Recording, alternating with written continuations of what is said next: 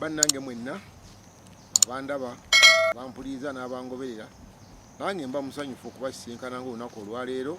Mukama Katonda abawa kisa nasobola otusisinkanya nga tutambula mu lulimi lwaffe Oluganda.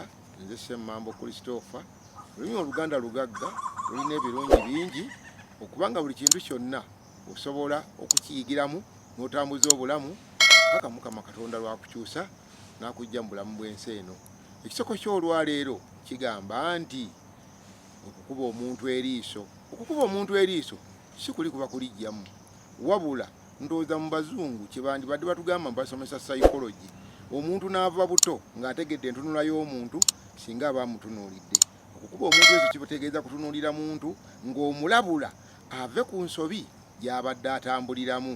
Bannange mbagamba Oluganda luwanvu, olina okubiyiga, okwebuuza n'okunoonyereza. Nze Ssemambo nga bulijjo, tusisinkane omulundi ogujja.